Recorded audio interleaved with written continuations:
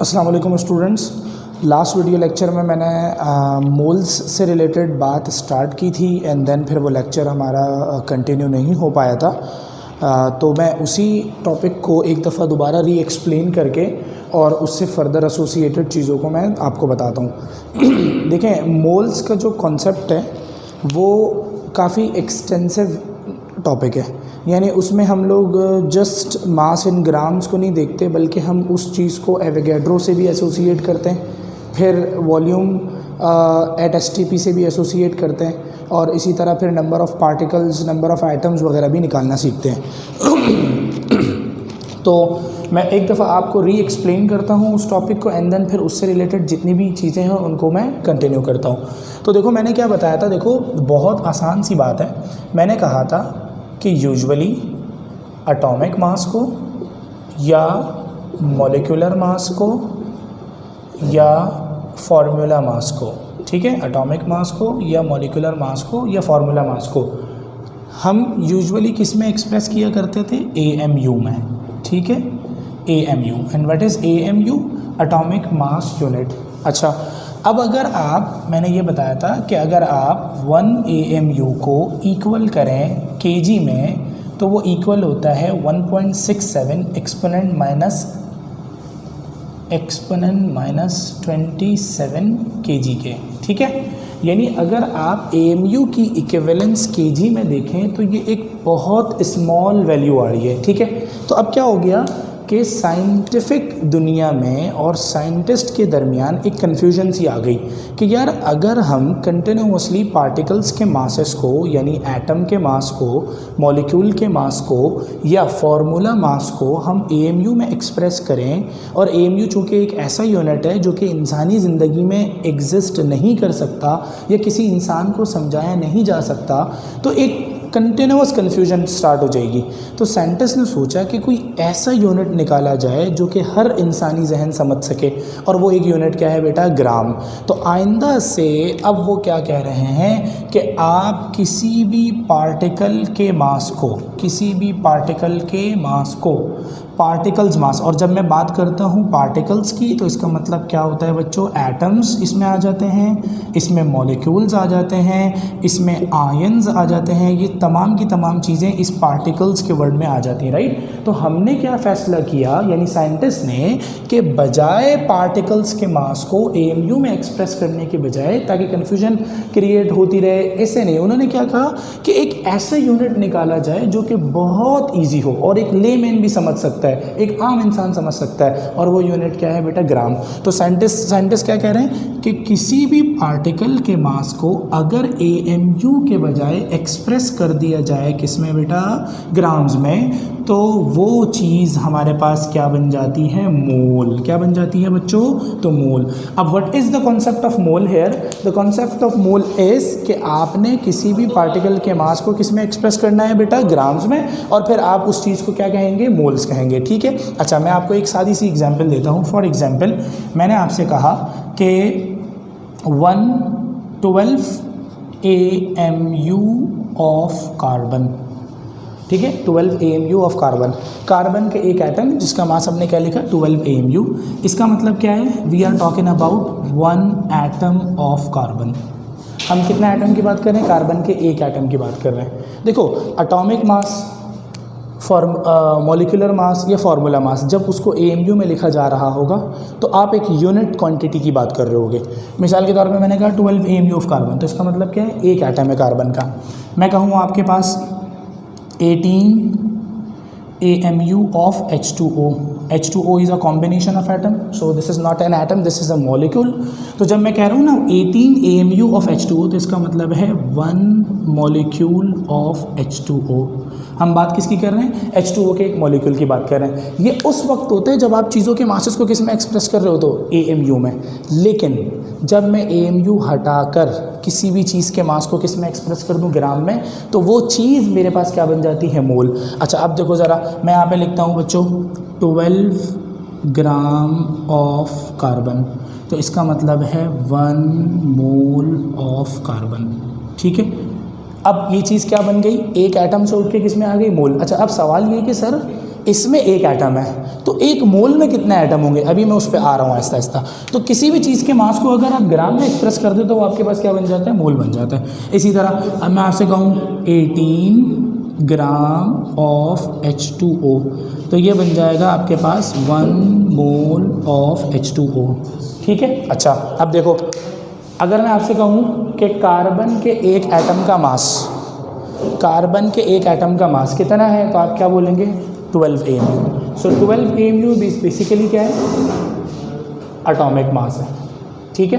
अगर मैं कहूँ कि H2O के एक मॉलिक्यूल का मास कितना है, तो आप क्या कहोगे 18 AMU, तो this is the molecular mass, ठीक है।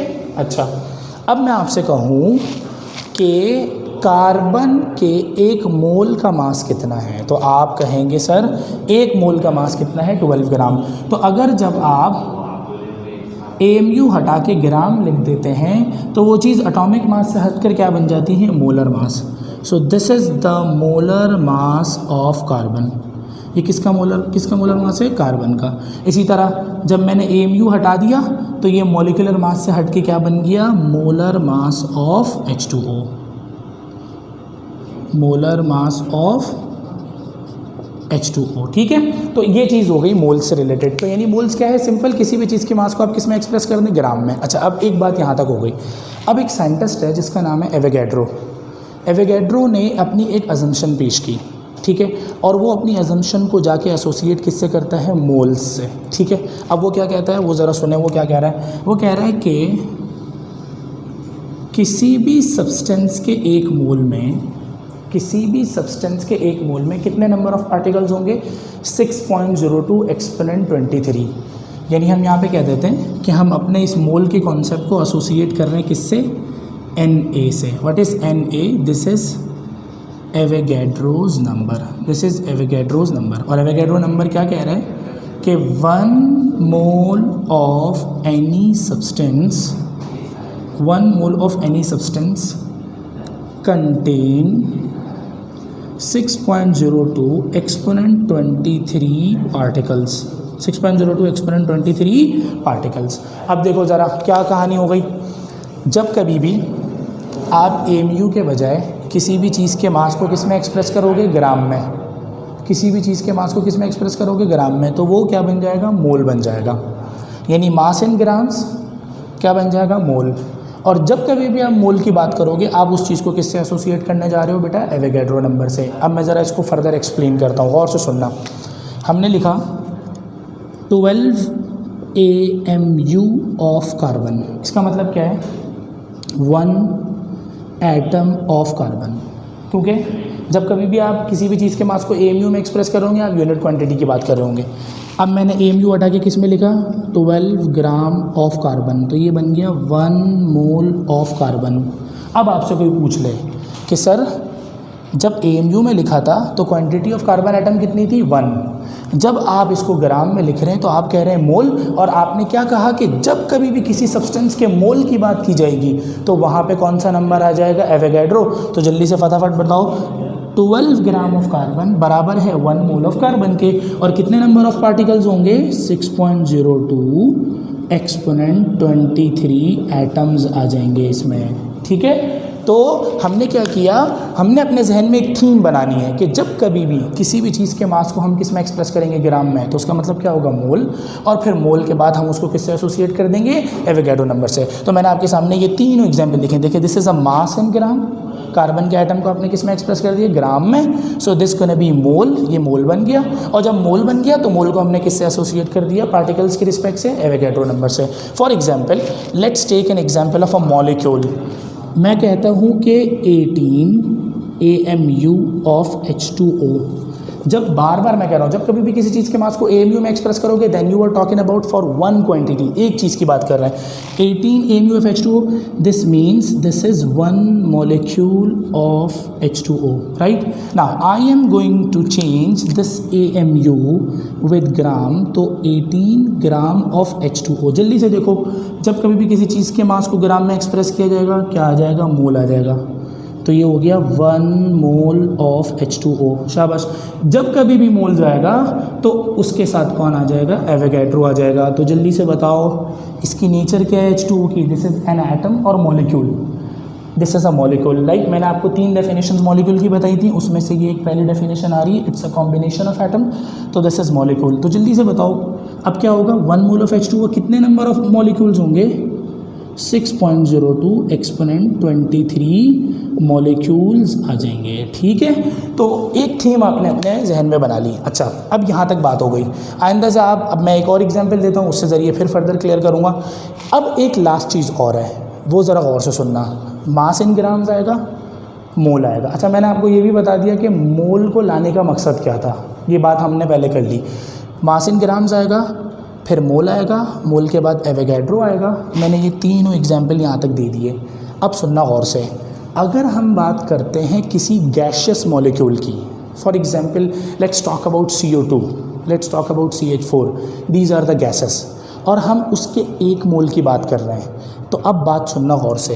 एवोगैड्रो किसी भी गैशियस मोल के बारे में एक और बात कर रहा है, और वो बात उसके वॉल्यूम से रिलेटेड है। तो अब एग्ज़ाम में सम टाइम MCQ आता है इस बात से, वो कहते हैं मोल, आपसे मास पूछ लेते हैं, वो मास देते हैं, मोल के बारे में पूछ लेते हैं, वो मोल देते हैं, पार्टिकल के बारे में पूछ लेते हैं, और फाइनली 4th चीज़ क्या आने वाली है, वॉल्यूम। वो मोल देकर वॉल्यूम के बारे में पूछ लेते हैं। तो अब मैं आपको ज़रा वॉल्यूम वाली बात बताता हूँ। अब देखो गौर से सुनना। एवोगैड्रो कहता है कि अगर आपके पास कोई गैशियस सब्सटेंस है, ठीक है, अगर आपके पास कोई कौन सा सब्सटेंस है, गैशियस सब्सटेंस है, like H2, like CO2, like CH4 और वटेवर, तो वो कह रहा है कि at STP, what is this STP guys, STP क्या है, this S is representing standard, this T is representing temperature, and this P is representing pressure. अच्छा, जब मैं कहता हूँ ना स्टैंडर्ड टेम्परेचर प्रेशर, तो बेटा इसका मतलब ये होता है कि हम टेम्परेचर कितना ले रहे हैं, 0 डिग्री, और प्रेशर कितना ले रहे हैं, 1 atm।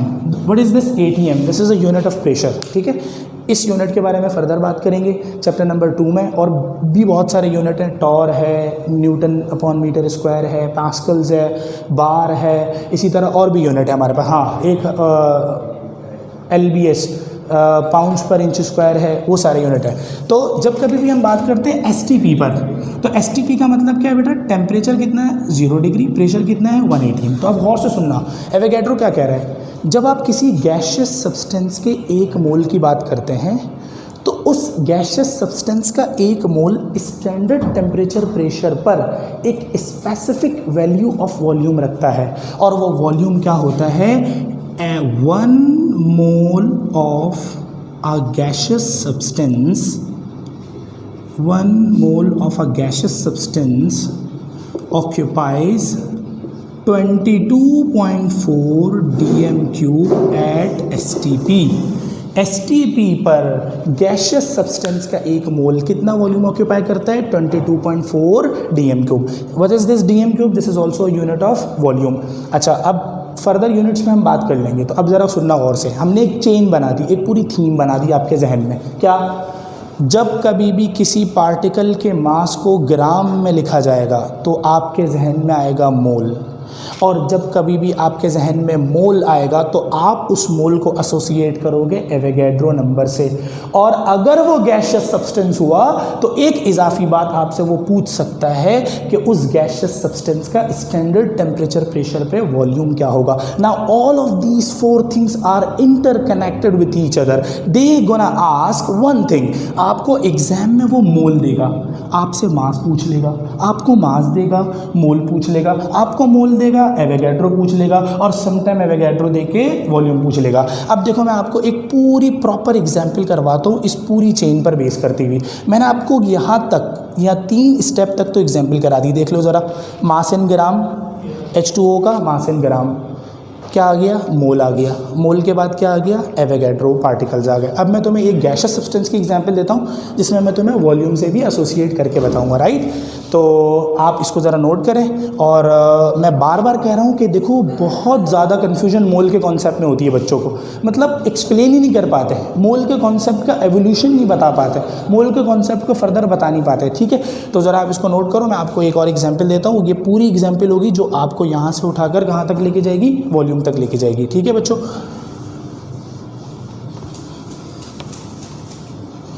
चलो भाई, चलो बात करते हैं हम लोग।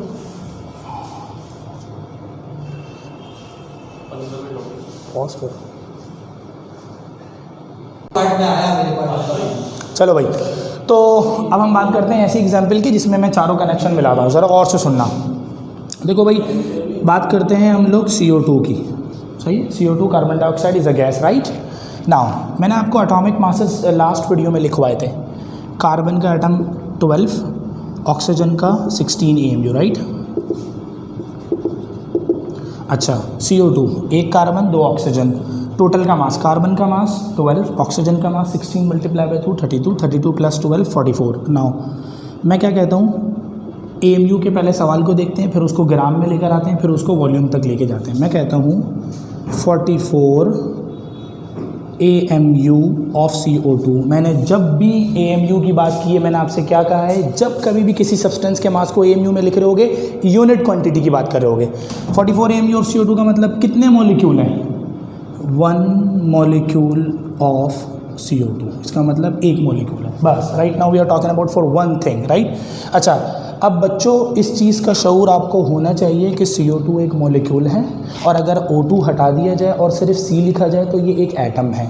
अगर इसका शऊर नहीं आता तो ये आपके नल्लेपन का प्रॉपर सबूत है। आपको ये पहले भी बात बताई, मॉलिक्यूल की डेफिनेशन भी बताई, बार बार बताई। ठीक है, इसका ख्याल रखना। अक्सर बच्चे इन चीज़ों में ये हरकत, अब for example let's talk about a substance which have a positive और द नेगेटिव चार्ज, और उसके ऊपर तुम मॉलिक्यूल लिख रहे हो, that's not a sense. For example मैं यहाँ लिखूँ Na+ और आगे आप मॉलिक्यूल लिख रहे हैं। सो बेटा उस दिन बताया था, आयंस की फंडामेंटल डेफिनेशन में बताया था कि ions are the charge particles. So this is a ion, सही है, ये एक आयन है। तो फॉर एग्जाम्पल मैंने यहाँ पे लिखा CO2, तो आपको पता होना चाहिए this is molecule. Okay, now अब क्या करना है, मैंने क्या किया, 44 AMU को हटा के किस में लिख दिया, ग्राम में। तो 44 ग्राम ऑफ CO2, बहुत गौर से सुनना, हम अभी पहली स्टेज पर हैं। 44 ग्राम ऑफ CO2, मैंने कहा किसी भी चीज़ के मास को AMU से हटाओगे क्या बन जाएगा, मोल, तो बराबर होगा 1 मोल ऑफ CO2। शाबाश, ग्राम आ गया, मोल आ गया। आ जाओ पार्टिकल्स पे। किसी भी सब्सटेंस के एक मोल में कितने पार्टिकल्स होते हैं, एवोगैड्रो के मुताबिक 6.02 एक्सपोनेंट 23। 1 मोल ऑफ CO2 में कितने पार्टिकल्स होंगे, 6.02 एक्सपोनेंट 23 क्या होंगे बच्चों, मॉलिक्यूल्स होंगे। बेटा क्या ये गैसियस सब्सटेंस है या नहीं है, बिल्कुल है। अब बोर्ड के पेपर में MCQ आया, 44 gram of CO2 contain how many moles? Answer 1 mole. 1 mole of CO2 contain how many molecules? Answer 6.02 exponent 23, क्योंकि एवोगैड्रो के मुताबिक एक मोल में इतने। अब वो कहते हैं कि 44 gram of CO2 occupy how many volume at STP। अब जल्दी से देखो, ये गैसियस सब्सटेंस है ना, किसी भी सब्सटेंस का एक मोल STP पर कितना वॉल्यूम ऑक्यूपाई करेगा, 22.4 dm³ एट STP। सही है, तो क्या हो गया, देख लो, मास इन ग्राम्स, मोल्स के बाद नंबर ऑफ मॉलिक्यूल्स के बाद वॉल्यूम एट STP। तो अगर गैसियस सब्सटेंस होगा तो आपको वॉल्यूम से भी एसोसिएट करना पड़ेगा। यहाँ तक ये बात हो गई। अच्छा बच्चों, तो आपने मोल के कॉन्सेप्ट को तरतीब से समझ लिया। अब हम लोग मोल्स के कॉन्सेप्ट से रिलेटेड जो फार्मूला बेस्ड क्वेश्चन आते हैं बोर्ड के पेपर में, उसको सॉल्व करेंगे। ये तमाम डिस्कशन MCQ से रिलेटेड थी। चलो एक और एग्जांपल दे देता हूँ मैं आपको। फॉर एग्जांपल मैंने आपके सामने एक रखा CH4। Let's talk about CH4। Carbon का मास होता है 12, हाइड्रोजन के एक एटम का मास कितना होता है बेटा 1, 4 एटम का मास कितना होगा 4, तो ये टोटल कितना हो जाएगा बेटा 16। जल्दी से 16 अगर मैं लिखता हूँ 16 AMU ऑफ CH4, तो आपके जहन में फ़ौरन क्या आएगा, 1 मॉलिक्यूल ऑफ CH4। अब मैं AMU हटा के ग्राम लिख दूँ, 16 gram of CH4, 1 mole of CH4। शाबाश। किसी भी सब्सटेंस के एक मोल में कितने पार्टिकल्स होंगे? 6.02 एक्सपोनेंट 23 क्या होंगे बेटा? मॉलिक्यूल्स होंगे। नेचर आपको खुद पता है, CH4 is a combination of atoms, so it's gonna be a molecule. Molecule हो गया। अब जल्दी से, is it a gaseous molecule और नॉट? गैशियस है। शाबाश। जल्दी से बताओ volume at STP। Sir volume at STP according to Avogadro कितना होगा? 22.4 dm³ एट STP होगा। बहुत सिंपल सी बात है, सही है, बहुत सिंपल सी बात है, ठीक है। तो ये हमारे पास एक एग्जाम्पल और हो गई। अब मैं आपको फार्मूला बेस्ड क्वेश्चंस पे आऊँगा कि जो फार्मूले से रिलेटेड पेपर में सवाल आते हैं। पहले मैं आपको फार्मूलाज बताऊंगा मोल्स के। 4 फार्मूलाज होते हैं मोल्स निकालने के डिफरेंट सिचुएशन में, ठीक है।